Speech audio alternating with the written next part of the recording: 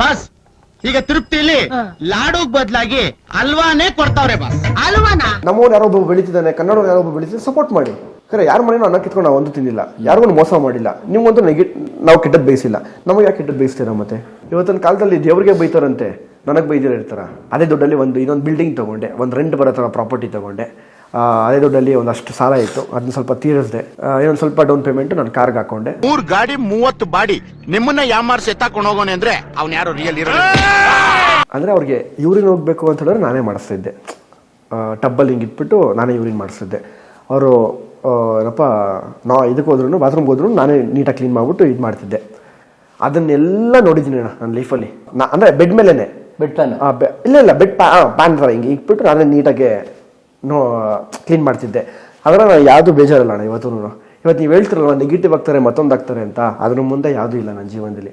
ಅದೇ ನಾನು ಕಾಪಾಡ್ತಿರೋದು ಇವತ್ತವರೆಗೂ. ಇಲ್ಲಿ ಕೂತಿದ್ದೀನಿ ಅಂತ ಹೇಳಿದ್ರೆ ಅವ್ರ ಆಶೀರ್ವಾದ ಇಲ್ಲಿ ಗಂಟ ಕಾಪಾಡ್ತಿದೆ. ಆ ಥರ ಕಷ್ಟ ನೋಡ್ಕೊಂಬಂದಿನಿ ನನ್ನ ಲೈಫಲ್ಲಿ. ನಮ್ಮಪ್ಪ ಹೋಗಾದ್ಮೇಲೆ 50 ರೂಪಾಯಿ ದಿವಸ ನೋಡ್ಕೊಂಬಂದಿನಿ ನನ್ನ ಲೈಫಲ್ಲಿ. ಇವತ್ತೆಲ್ಲರೂ ಮಾತಾಡ್ಬೋದು ರಕ್ಷಕ್ ಶೋಕಿ ಮಾಡ್ತಾನೆ ಅವ್ರ ಅಪ್ಪನ ದುಡ್ಡಲ್ಲಿ ಅಂತ. 50 ರೂಪಾಯಿನೂ ಇಲ್ಲದ ದಿವಸ ತುಂಬಿರೋ ಮನೆ ಕೂತ್ಕೊಂಡು ಹೇಳ್ತೀನಿ. ಸುಳ್ಳು ಹೇಳೋದು ನನಗೆ ಅವಶ್ಯಕತೆ ಇಲ್ಲ, ಜನರನ್ನ ಆದಿ ತಪ್ಸೋದು ನನಗೆ ಇಷ್ಟನೇ ಇಲ್ಲ. ನನ್ನ ಲೈಫಲ್ಲಿ ಆಗಿರೋದೇ ಹಿಂಗೆ, ನನ್ನ ಲೈಫಲ್ಲಿ ಇರೋದೇ ಹಿಂಗೆ. ನಾನು ಅದಕ್ಕೆ ರಕ್ಷಕಿಗೆ ಸ್ಟಾರ್ಟ, ಅದಕ್ಕೆ ರಕ್ಷಕಿಗೆ ಹಿಂಗೆ ಮಾತಾಡೋದು.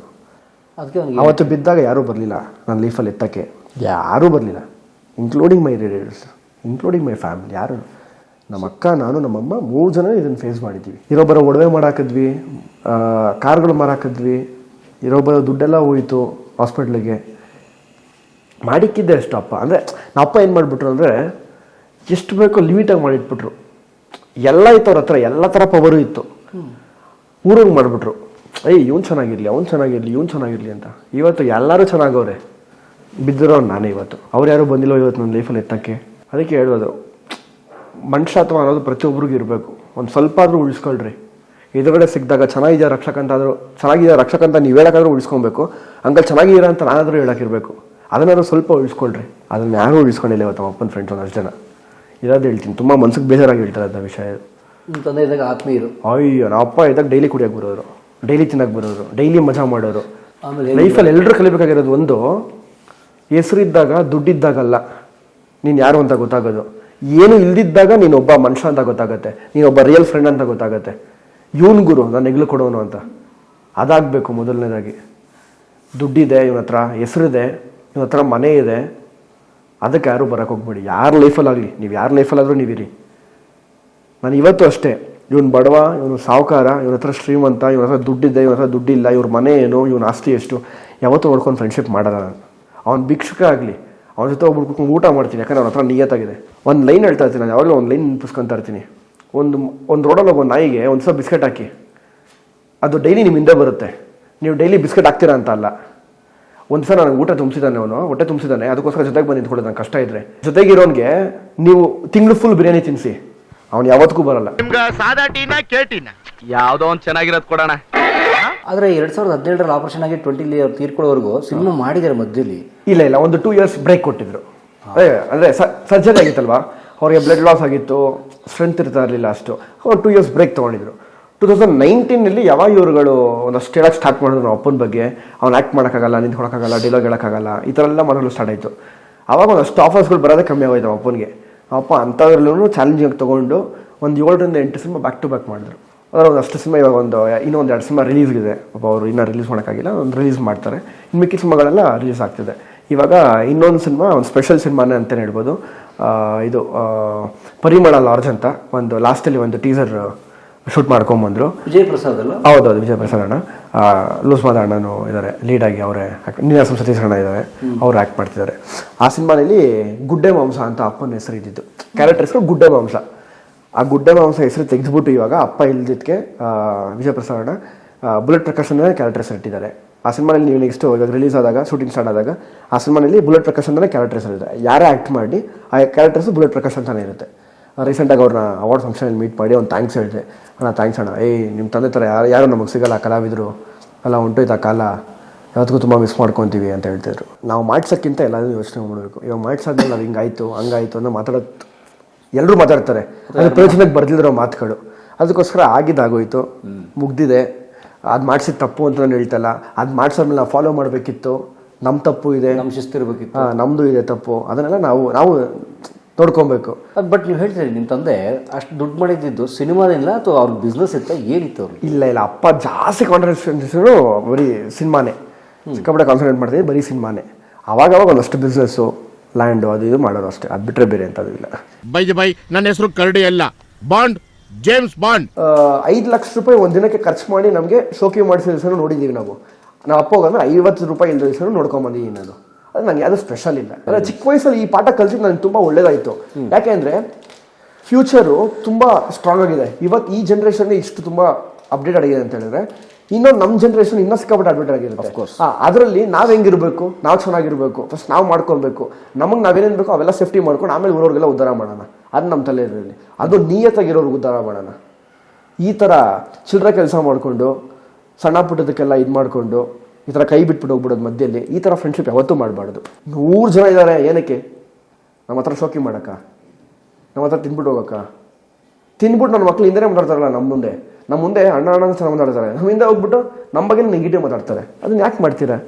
ವೇಸ್ಟ್ ಆಫ್ ಟೈಮ್ ಅದೆಲ್ಲ. ಪ್ರಕಾಶ್ ಅವ್ರು ಚೆನ್ನಾಗೇ ಬದುಕಿದ್ರು. ಅಪ್ಪ ಕಿಂಗ್ ಥರ ಇದ್ರು, ಕಿಂಗ್. ನಾನು ಹೇಳಿದ ಕೊನೆ ದಿವಸಗಳ ಗಂಟನೂ ನಾನ್ ವೆಜ್ಜೇ ತಿಂದಿದ್ದು ನಮ್ಮಪ್ಪ. ಕೊನೆದಾಗ ಮಲಗಿಸ್ಕೊಂಡು ಕೈ ಮಾತಿದ್ದಾರೆ, ಕಾಲು ಸೂಪ್ ಕುಡಿಸಿದ್ದೀನಿ, ಕಾಲು ನೀಟಾಗಿ ಬಿಡಿಸ್ಬಿಟ್ಟು ಕಾಲು ನೀಟಾಗಿ ಅದನ್ನು ತಿನ್ನಿಸಿದ್ದೀನಿ. ರಾಯಲ್ ಆಗೇ ಬದುಕಿದ್ದು ನಮ್ಮಪ್ಪ. ಯಾವುದು ರಿಗ್ರೆಟ್ಸ್ ಇಲ್ಲ ನಮ್ಮ ಅಪ್ಪನ ಲೈಫಲ್ಲಿ. ಅಯ್ಯೋ ಸತ್ತೋಗ್ತಾ ಇದ್ದೀನಿ ಎಂಥದ್ದು ಇಲ್ಲ. ಎಲ್ಲ ಮಾಡಿಬಿಟ್ಟಿದ್ದೀನಿ, ಎಲ್ಲ ಥರ ಲೈಫ್ ಮಾಡ್ಕೊಂಡು ಬಂದಿದ್ದೀನಿ. ನಿಮ್ಗೆ ಎಲ್ಲರೂ ಎಲ್ಲ ಮಾಡಿದ್ದೀನಿ, ಎಲ್ಲ ತೋರಿಸಿದ್ದೀನಿ ನಿಮ್ಗೆ. ಇನ್ನೇನು ಬೇಕು ನನ್ನ ಲೈಫಲ್ಲಿ, ಸಾಕು ನನ್ನ ಜೀವನ ಅಂತ ಹೇಳೋರು. ಎಷ್ಟು 47 ಹಸಿ ತೀರ್ಕೊಂಡು? 44. ಜಸ್ಟ್ ತುಂಬ ಚಿಕ್ಕ ವಯಸ್ಸು. ಎಣ್ಣೆ ಹೊಡಿದ್ಯಾ? ಇನ್ಯಾಕೋ ನಿನಗೆ ಹುಡುಗಿಲೇ? ಅಪ್ಪನ ಜೊತೆ ಇಬ್ಬರು ಅಕ್ಕಂದಿರು, ದೊಡ್ಡಕ್ಕ ಚಿಕ್ಕಕ್ಕ. ನಾವು ಅಪ್ಪ 3ನೇವರು. ಸೊ ಇವರೊಬ್ಬರೇ ಮಗ? ಒಬ್ಬರೇ ಮಗ.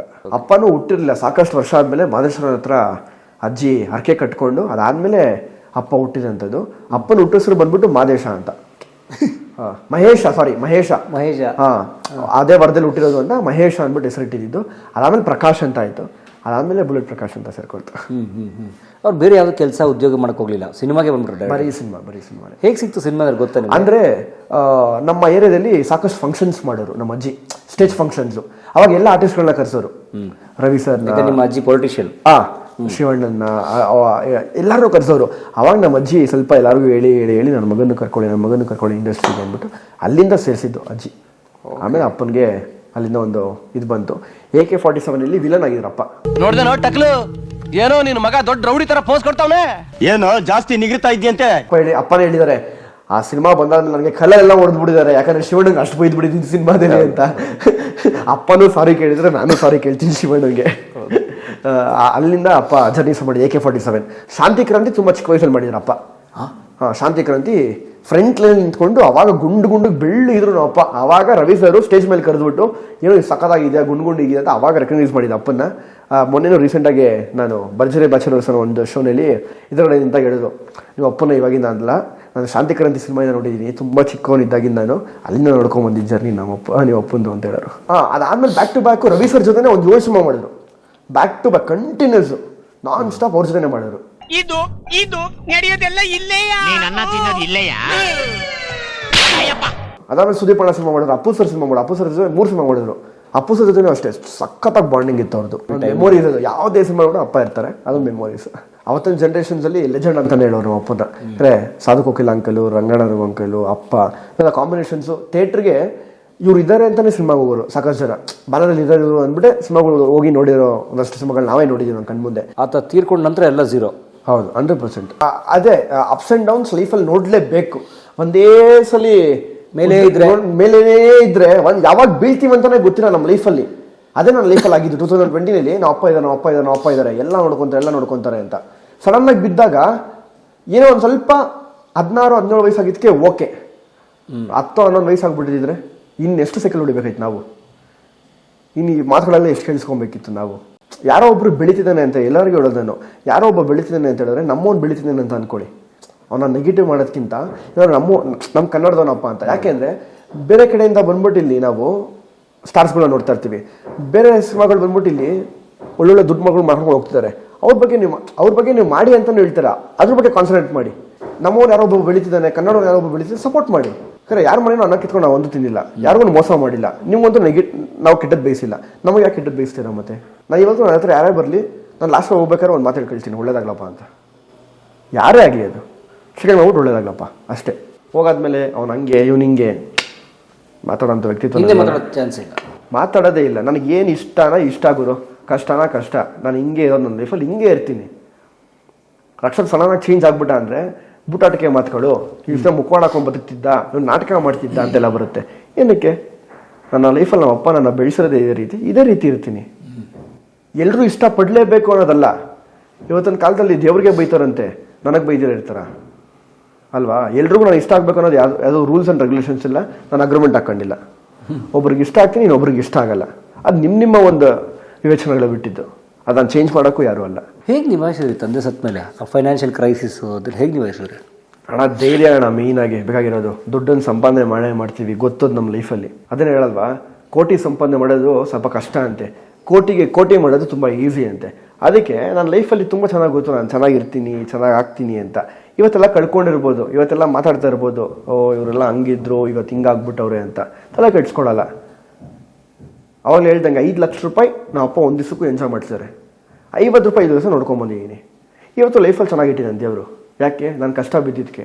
ನಾನೇನೋ ಮಾಡ್ತೀನಿ ಅಂತ ಹೊರಟಾಗ ಇಲ್ಲ, ನಮ್ಮ ಅಮ್ಮಗೆ ಹೇಳ್ಬಿಟ್ಟು, ಮಮ್ಮಿ ನನ್ನ ಕೈಲಿ ಆಗ್ತಾ ಇಲ್ಲ, ನಾನು ಇನ್ನೂ ಮುಂದಕ್ಕೆ ನೋಡ್ಕೊತೀನಿ, ಎಲ್ಲ ಥರ ಮಾಡ್ಬಿಟ್ಟಿದ್ರೆ ಅವಾಗ ಏನು ಹೇಳಿದ್ರು? ಅವಾಗ ಪ್ರಶ್ನೆ, ಇವಾಗ ಒಂದು ಪ್ರಶ್ನೆ. ಎಲ್ಲದಕ್ಕೂ ಪ್ರಶ್ನೆ ಹಾಕ್ಕೊಂಡು ಹೋಗ್ತಾನೆ ಇದ್ದರೆ ಅದಕ್ಕೆ ಆನ್ಸರ್ ಸಿಗೋದೇ ಇಲ್ಲ. ಅವ್ರವ್ರ ಲೈಫ್ ಅವ್ರಿಗೆ ಬಿಟ್ಬಿಡಿ. ನಿಮ್ಮ ಮನೆಗೆ ಬಂದಂತೂ ಅನ್ನ ಕೇಳ್ತಲ್ಲ ನಾನು ಕೊಡ್ರಿ ಅಂತ, ನನ್ನನ್ನು ನಾನು ಸಂಪಾದನೆ ಮಾಡ್ಕೊಂಡು ತಿಂತಾ ಇದ್ದೀನಿ. ಎಲ್ರಿಗೂ ಹೇಳ್ತಿರೋದು ಇದು, ಯಾರ್ಯಾರಿಗೆ ಮುಟ್ಬೇಕಂತ ಇದೀವಿ ಎಲ್ರಿಗೂ ಮುಟ್ಲಿ ಇದು. ಇವತ್ತವರೆಗೂ ಇಲ್ಲಿವರೆಗೂ ನಾವು ಅಕ್ಕನ ಮದುವೆ ಆದ್ಮೇಲೆ ನಾನು ನಮ್ಮ ಅಮ್ಮನೇ ನಿಂತ್ಕೊಂಡು ಎಲ್ಲದನ್ನು ನಿಭಾಯಿಸ್ಕೊಂಡ್ಬರ್ತೀವಿ, ಎಲ್ಲದನ್ನು ಸಹಿಸ್ಕೊಂಡ್ಬರ್ತಾಯಿದ್ವಿ, ಎಲ್ಲ ಮಾತುಗಳನ್ನು ಕೇಳಿಸ್ಕೊಂಡ್ಬರ್ತಾಯಿದ್ವಿ.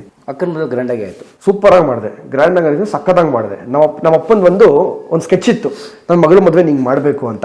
ಅದೇ ರೀತಿ ಮಾಡಿದೆ. ಎಲ್ಲರೂ ಅನ್ಕೊಂಡಿದ್ರು, ಇವ್ನು ಚಿಕ್ಕ ಹುಡುಗ ಏನು ಮದುವೆ ಮಾಡ್ತಾನೆ, ಇವ್ನಿಗೇನು ಗೊತ್ತು ಮದುವೆ ಮಾಡೋಕ್ಕೆ, ಒಂದು ಸಣ್ಣ ಚೋಟ್ರಿಲಿ ಮಾಡ್ಬಿಡ್ತಾನೆ ಅಂತ. ಎಲ್ಲರೂ ಜಾಗಕ್ಕೆ ಬರೋ ಗಂಟನೂ ಈ ಜಾಗದಲ್ಲಿ ಮಾಡ್ತಾನೆ ಅಂತ ಯಾರಿಗೂ ಹೇಳ್ದವ್ರಲ್ಲ ನಾನು. ಎಲ್ಲರಿಗೂ ನಮ್ಮ ಚಿಕ್ಕಪ್ಪ ದೊಡ್ಡಪ್ಪ ಎಲ್ಲರೂ ಕೇಳಿದ್ರು ಅಂದೆ, ಒಂದು 10 ದಿವಸ ಕಾಯ್ಬಿಡ್ರಿ, ಒಂದು 20 ದಿವಸ ಕಾಯ್ದು ಬಿಡ್ರಿ, ನೋಡ್ಬಿಡ್ತೀರ ನೀವು ಅಂತ. ಅವ್ರಿಗೆಲ್ಲ ನಾನು ಬೇಜಾರು ಮಾಡೋಕ್ಕೆ ಇಷ್ಟ ಇಲ್ಲ. ಅವ್ರಿಗೂ ಒಂದು ಇಷ್ಟ, ನನ್ನ ಮಗಳು ಮದುವೆ ಆಗ್ತಿದೆ ಅಂತ. ಅವ್ರು ಯಾರಿಗೂ ಬೇಜಾರು ಮಾಡೋಕ್ಕೆ ಇಷ್ಟ ಇಲ್ಲ ನನಗೆ. ಒಂದು 20 ದಿನ ಕಾಯ್ರಿ, ನೋಡ್ಬಿಡ್ತೀರಾ ನೀವೇ ಅಂತ. ಅವರೆಲ್ಲ ಜಾಗ ನೋಡಾದ್ಮೇಲೆ, ಮಾಡಿದ ರೀತಿ ನೋಡಾದ್ಮೇಲೆ, ರಿಸೆಪ್ಷನ್ನು, ಎಂಗೇಜ್ಮೆಂಟು, ಮುಹೂರ್ತ ಪ್ರತಿಯೊಂದೂ ಸಕ್ಕದಾಗಾಯಿತು, ಸೂಪರ್ ಆಗಾಯಿತು. ಎಲ್ಲರೂ ನೋಡಿ ಖುಷಿ ಆದರು. ನೆಕ್ಸ್ಟ್ ಡೇ ಬೆಳಗ್ಗೆ ಒಂದು ಮಾತು ಹೇಳಿದ್ರು, ಬೆನ್ನು ತಟ್ಬಿಟ್ಟು, ನನ್ನ ಮಗಳ ಮದುವೆನೋ ನನ್ನ ಮಗನ ಮದುವೆನೋ ಈ ಥರ ಮಾಡ್ತೀನಿ ಅಂತ ನನಗೆ ಗೊತ್ತಿಲ್ಲ, ನೀನು ಈ ವಯಸ್ಸಲ್ಲಿ ಮಾಡಿದ್ಯಾ, ಗ್ರೇಟ್ ಅಂದರು. ಅದು ಸಾಕು, ನನಗೆ ಖುಷಿ ಇದೆ. ಮದುವೆ ಆಗಿ ಮಗು ಆದ್ಮೇಲೆ ನೀನು ಗಂಡಸೆ ತಾನೆ. ಈಗ ಉಳಿಸ್ಕೊಂಡ್ರು ಆಸ್ತಿ ಎಷ್ಟು ನೀವು? ಅವಾಗಲೇ ಹೇಳ್ದಂಗೆ ಒಂದು ಬಿಲ್ಡಿಂಗ್ ಅಪ್ಪ ಮಾಡಿದ್ರು, ಅದನ್ನು ನಾವು ಸೇಲ್ ಮಾಡಿದ್ವಿ. ಇಲ್ಲ ಕಾಟನ್ಪೇಟೆ ಇಲ್ಲ, ಇದೇ ಏರಿಯಾದಲ್ಲಿ ಅಪ್ಪ ಸ್ವಂತ ಮನೆ ಕಟ್ಟಿದ್ದು. ಅದನ್ನು ಮಾರಾದ್ಮೇಲೆ ಅಕ್ಕನ ಮದುವೆ ಮಾಡಿದೆ, ಅದೇ ದುಡ್ಡಲ್ಲಿ ಅಕ್ಕನ ಮದುವೆ ಮಾಡಿದೆ. ಅದೇ ದುಡ್ಡಲ್ಲಿ ಇನ್ನೊಂದು ಬಿಲ್ಡಿಂಗ್ ತೊಗೊಂಡೆ, ಒಂದು ರೆಂಟ್ ಬರೋ ಥರ ಪ್ರಾಪರ್ಟಿ ತೊಗೊಂಡೆ. ಅದೇ ದುಡ್ಡಲ್ಲಿ ಒಂದಷ್ಟು ಸಾಲ ಇತ್ತು, ಅದನ್ನ ಸ್ವಲ್ಪ ತೀರಿಸಿದೆ. ಇನ್ನೊಂದು ಸ್ವಲ್ಪ ಡೌನ್ ಪೇಮೆಂಟು ನಾನು ಕಾರ್ಗೆ ಹಾಕ್ಕೊಂಡೆ. ಆ ಕಾರ್ ಲೋನ್ ನಾನೇ ಕಟ್ತಾ ಇದ್ದೀನಿ, ಕಷ್ಟನೋ ಸುಖನೋ. ಆ ಥರ ಒಂದು ಜರ್ನಿ ಕಂಟಿನ್ಯೂ ಮಾಡಿದ್ದು. ಈಗ ಒಂದು ಬಾಡಿಗೆ ಬರೋಂಗೆ ಮಾಡ್ಕೊಂಡಿದ್ದೀರಾ? ಹಾಂ, ಬಾಡಿಗೆ ಬರೋ ಥರ ಇದೆ. ಕಾಟನ್ಪೇಟೆ ಬಿಲ್ಡಿಂಗು ಬಾಡಿಗೆ ಬರೋ ಥರ ಮಾಡ್ಕೊಂಡಿದ್ದೀನಿ. ಒಂದು ಲೀಸಲ್ಲಿ ಇತ್ತು, ಅದನ್ನು ಲೀಸೆಲ್ಲ ತೆಗೆದಾಕಿ ಬಾಡಿಗೆ ಥರ ಮಾಡಿಕೊಂಡು, ಇನ್ನೊಂದು ಬಿಲ್ಡಿಂಗ್ ಇದೆ, ಅದು ಬಾಡಿಗೆ ಬರೋ ಥರ ಮಾಡಿಕೊಂಡು ಸೇಫ್ ಝೋನಲ್ಲಿ ಇದ್ದೀನಿ. ಈಗ ಹೇಗಿದೆ ನಿಮ್ಗೆ ಅವಕಾಶ? ಅಂದರೆ ಬ್ಯಾಕ್ ಟು ಬ್ಯಾಕ್ ಅಣ್ಣ ಕೆಲಸ ಮಾಡ್ತಾನೆ ಇದ್ದೀನಿ. ಪ್ರತಿ ವರ್ಷವೂ ಈವೆಂಟ್ಸ್ ಅಟೆಂಡ್ ಮಾಡ್ತಾ ಇರ್ತೀನಿ, ಜನಕ್ಕೆ ಕಾಣಿಸ್ಕೊತಾ ಇರ್ತೀನಿ. 2023ನಲ್ಲಿ 22ನಲ್ಲಿ ಗುರುಶರು ಸಿನಿಮಾ ರಿಲೀಸ್ ಆಯಿತು. 23ನಲ್ಲಿ ಬಿಗ್ ಬಾಸ್ ಅನ್ನೋ ಒಂದು ಶೋ ಮಾಡಿದೆ. 2024ರಲ್ಲಿ ಸುವರ್ಣ ಸೆಲೆಬ್ರಿಟಿ ಲೀಗ್ ಅಂತ ಒಂದು ಶೋ ಮಾಡಿದೆ ಸುವರ್ಣಗೆ. 2025ನಲ್ಲಿ ಭರ್ಜರಿ ಬ್ಯಾಚುಲರ್ಸ್ ಅಂತ ಮಾಡ್ತಾಯಿದ್ದೀನಿ. ಪ್ರತಿ ವರ್ಷ ಕೆಲಸ ಮಾಡ್ಕೊಂಡೇ ಬರ್ತಾಯಿದ್ದೀನಿ, ಎಲ್ಲೂ ನಿಂತಿಲ್ಲ, ನಿಲ್ಲೋದು ಇಲ್ಲ. ಅಂದರೆ ಅಣ್ಣ ಎಲ್ಲ ಕಡೆ ನಮ್ಮ ತಂದೆ ಫ್ರೆಂಡ್ಸ್ ಇರೋದ್ರಿಂದ ನನಗೆ ಅವಕಾಶ ಕೊಟ್ಟಾಗ ನಾನು ಅದು ಓದೋಕ್ಕಾಗಲ್ಲ, ನಾನು ಬೇಡ ಅಂತ ಹೇಳೋಕ್ಕಾಗಲ್ಲ. ಅದಕ್ಕೋಸ್ಕರ ಎಲ್ಲ ಚಾನಲಲ್ಲೂ ಕೆಲಸ ಮಾಡೋಣ ಅಂತ ಒಂದು ಆಸೆ ಇದೆ. ಕಲರ್ಸು ಮಾಡಿದೆ, ಸುವರ್ಣ ಮಾಡಿದೆ, ಇವಾಗ ಝೀ ಮಾಡ್ತಾಯಿದ್ದೀನಿ. ಏನೇನು ಬರುತ್ತೆ ಕೆಲಸ ಮಾಡಬೇಕು ಅಣ್ಣ. ಅದಕ್ಕೆ ದೊಡ್ಡದು ಚಿಕ್ಕದು ಮತ್ತೊಂದು ಅದೆಲ್ಲ ನಂಗೆ ತಲೆಯಲ್ಲೂ ಇಲ್ಲ. ಕೆಲಸ ಮಾಡೋಕು ಕೆಲಸ ಮಾಡ್ತಾಯಿದ್ದೀನಿ ಅಷ್ಟೇ. ಅಂದರೆ ಹೀರೋ ಆಗಬೇಕು ಅಂತನಾ, ಅಥವಾ ಲೈಕ್ ನಿಮ್ಮ ತಂದೆಯವ್ರ ಥರ ಒಬ್ಬ ಆರ್ಟಿಸ್ಟ್ ಆಗಬೇಕು? ಅಪ್ಪನ ಆಸೆ ಒಂದು ಹೀರೋ ಮಾಡಬೇಕು ಅಂತ ಮಗನ. ಗಾಂಧಿನಗರದಲ್ಲಿ ನನ್ನ ಮಗನ ಕಟ್ಟೋಟ್ ನಿಲ್ಲಬೇಕು ಅಂತ ಆಸೆ ಇದೆ. ನಿಂತರೆ ಕರೆಕ್ಟಾಗಿ ನಿಲ್ತೀನಿ. ಅಂಥ ಇಂಥ ಸಿನಿಮಾ ಎಲ್ಲ ಮಾಡಿ ಯಾವತ್ತು ಕೆಡೆ ಬೀಳೋದಲ್ವೇ ಅಲ್ಲ. ಒಂದು ಒಳ್ಳೆ ಸಿನಿಮಾ ಮಾಡಬೇಕಂತ ಆಸೆ ಇದೆ, ಮಾಡ್ತೀನಿ ಒಂದು ನಂಬಿದ್ದೀನಿ. ಇದು ಪಾನಿಪುರಿದು, ಇದು ಗೋಬಿ ಮಂಚೂರಿ. ಲೇ ಕಾಮೇಶ ಏನಾ? ಒಂದು ಅಗ್ರಿಮೆಂಟ್ ಇರುತ್ತೆ ಒಂದು ಬೆಟ್ಟಿಂಗ್ ಆ್ಯಪ್ಗೆ, ಇಷ್ಟು ಮಂತು ನಾವು ಅದನ್ನು ಪ್ರಮೋಟ್ ಮಾಡಬೇಕು, ನಿಮ್ಮ ಸೋಷಿಯಲ್ ಮೀಡಿಯಾದಲ್ಲಿ ಅದನ್ನ ಪ್ಲಾಟ್ಫಾರ್ಮಲ್ಲಿ ತೋರಿಸ್ಬೇಕು ಜನಕ್ಕೆ ಅಂತ. ಅದು ಒಳ್ಳೆ ರೀತಿ ಅಂತ ಹೇಳಿದ್ರೆ ಅದು ನಾನೇ ಖರ್ಚು ಮಾಡ್ಬೇಕಾದ್ರೆ ಪ್ರಮೋಟ್ ಮಾಡಿಬಿಡ್ತೀನಿ. ಜನಕ್ಕೆ ಆದಿ ತಪ್ಪಿಸೋಂಥ ಕೆಲಸ ಅದು. ದುಡ್ಡು ಹಾಕಿ ಇದರಿಂದ 1,000 ರೂಪಾಯಿ ಹಾಕಿದ್ರೆ 10,000 ರೂಪಾಯಿ ಬರುತ್ತೆ, ಲಕ್ಷ ರೂಪಾಯಿ ಬರುತ್ತೆ. ಜನಕ್ಕೆ ಹೆಂಗೆ ಅಂತ ಹೇಳಿದ್ರೆ ರಕ್ಷಾ ಕೇಳಿದಾನೆ ಅಂದರೆ ಫ್ರೇಮಲ್ಲಿ ನಾನೇ ಕಾಣಿಸ್ತಾ ಇರ್ತೀನಿ. ಇವಾಗ ನೀವು ಬ್ಯಾಕ್ ಕ್ಯಾಮ್ರಲ್ಲಿ ಕೂತ್ಕೊಂಡು ಪ್ರಶ್ನೆ ಕೇಳೋದಕ್ಕೂ ಆನ್ ಕ್ಯಾಮ್ರಾ ಬಂದು ಆನ್ಸರ್ ಮಾಡೋದಕ್ಕೂ ತುಂಬ ಸಾಕಷ್ಟು ಡಿಫ್ರೆನ್ಸ್ ಇದೆ. ಆನ್ ಕ್ಯಾಮ್ರಾ ಯಾರು ಕಾಣಿಸ್ತಾ ಇರ್ತಾರೆ? ರಕ್ಷಕ್ ಕಾಣಿಸ್ತಾ ಇರ್ತಾನೆ. ರಕ್ಷಕ್ ಹೇಳ್ತಿದ್ದಾನೆ ಅವ್ನು ಹಾಕಿದ್ನಂತೆ ದುಡ್ಡು ಅವ್ನಿಗೆ ಬಂತು, ನಾನು ಹಾಕೋಣ ನನಗೂ ಬರುತ್ತೆ ದುಡ್ಡು ಅಂತ. 1,000 ರೂಪಾಯಿಗೆ 10,000 ರೂಪಾಯಿ ಬಂದಾಗ ಅವ್ನು ಖುಷಿ ಪಡ್ತಾನೆ. 10,000 ರೂಪಾಯಿಗೆ 1 ಲಕ್ಷ ರೂಪಾಯಿ ಬಂದಾಗ ಖುಷಿ ಪಡ್ತಾನೆ. ಅದೇ 1 ಲಕ್ಷ ರೂಪಾಯಿ ಹೋಯ್ತು ಅಂತ ಹೇಳಿದಾಗ ಅವ್ನು 1,000 ರೂಪಾಯಿನೂ ಲಾಸು, ಅವ್ನ ಟೈಮ್ ವೇಸ್ಟು, ನಮ್ಮ ಇಟ್ಟಿರೋ ನಂಬಿಕೆ ವೇಸ್ಟು, ಎಲ್ಲದನ್ನು ಕಳ್ಕೊಂಡು ನನಗೆ ಬಂದು ನೆಗೆಟಿವ್ ಆಗಿ ಸ್ಟಾರ್ಟ್ ಮಾಡ್ತಾರೆ. ಅದಕ್ಕೆ ನಾನು ಯಾಕೆ ಜನಕ್ಕೆ ತಪ್ಪಿಸ್ಬೇಕು? ಅದೇ ತಪ್ಪು. ಯಾಕಂದರೆ ಇವತ್ತಿನ ಕಾಲದಲ್ಲಿ 1 ರೂಪಾಯಿ ದುಡಿಬೇಕಂತ ಹೇಳಿದ್ರು ಸಿಕ್ಕಾಪಟ್ಟೆ ಕಷ್ಟ ಇದೆ ಅಲ್ವಾ? ಇವತ್ತು ಹೆಂಗೆಂಗೋ ಕಷ್ಟ ಬೀಳ್ತಿದ್ದಾರೆ ಆಚೆ. ಅದಕ್ಕೋಸ್ಕರ ನಾನು ಅವ್ರ ದುಡ್ಡನ್ನ ವೇಸ್ಟ್ ಮಾಡಿಬಿಟ್ಟು ಅವ್ರ ಮನೇನ ಹಾಳು ಮಾಡಿ ಅವ್ರ ಅಪ್ಪ ಅಮ್ಮನ ಹತ್ರ ನಾನು ಶಾಪ ಹಾಕ್ಸ್ಕೊಂಡು ಅವ್ರ ಮನೆಯವ್ರ ಹತ್ರ ನಾನು ಶಾಪ ಹಾಕ್ಸ್ಕೊಂಡು ಬೆಳಿಬೇಕು, ನಾನು ಅದರಿಂದ ದುಡ್ಡು ಮಾಡಿಬಿಡ್ಬೇಕು. ಅಮ್ಮಮ್ಮ ಅಂದರೆ ಎಷ್ಟು ಹಣ ಕೊಡ್ತಾರೆ? 5 ಲಕ್ಷ 10 ಲಕ್ಷ ಎಷ್ಟು ದಿನ ಅಂತ ನಾನು ಅದನ್ನು ಬಳಸ್ಬೋದು. ಅದಾದ ಒಂದು 2 ತಿಂಗಳು 3 ತಿಂಗಳು ಇಲ್ಲ ಯಾರಿಗೋ ಒಬ್ರು ಕೊಟ್ಟರೆ ಬಿಡೋರು ಕೊಟ್ಟರೆ ಒಂದು 1 ವರ್ಷ ಇನ್ನು ಮಾಡ್ಬೋದು. ಅದೇ ನನ್ನ ದುಡ್ಡನ್ನ ತೊಗೊಂಬಂದು ಬೇರೆಯವ್ರಿಗೆ ಕೊಟ್ಟರೆ ನೆನ್ಸ್ಕೊತಾರೆ ಅವರು. ಅವ್ರ ಮನೆ ದುಡ್ಡನ್ನ ತೊಗೊಂಬಂದು ಹಾಳು ಮಾಡಿಬಿಟ್ಟು ನಾನು ಉದ್ಧಾರ ಆಗಬೇಕು, ನಾನು ಬೆಳಿಬೇಕು, ಬೇಡ. ನಾನು ಹೋಗೋ ದಾರಿ ಚೆನ್ನಾಗಿದೆ, ತುಂಬ ಚೆನ್ನಾಗಿದೆ, ತುಂಬ ಸುಂದರವಾಗಿದೆ. ಮಧ್ಯದಲ್ಲಿ ನಾನೇ ಜಲ್ಲಿಕಲ್ಲಿ ಹಾಕ್ಕೊಂಡು ಅದ್ರ ಮೇಲೆ ಬೀಳೋದು ಬೇಕಾಗಿಲ್ಲ. ಸೊ ನೀವು ಒಪ್ಕೊಳ್ಳಿಲ್ಲ ಬೆಟ್ಟಿಂಗ್ ಆ್ಯಪ್? ನಂಗೆ ಬೇಡ ಅಣ್ಣ, ತೊಂದರೆ ಇಲ್ಲ. ನಾನು ಸ್ಪಾಟಲ್ಲಿ ರಿಜೆಕ್ಟ್ ಮಾಡಾಕ್ಬಿಟ್ಟೆ. ಲಕ್ಷಗಟ್ಟಲೆ ಆಫರ್ ಇತ್ತು. ಅಂದರೆ 50% ಆಫರ್, ಲಕ್ಷನೂ ಅಲ್ಲ, 50% ಕೊಡ್ತಾರೆ.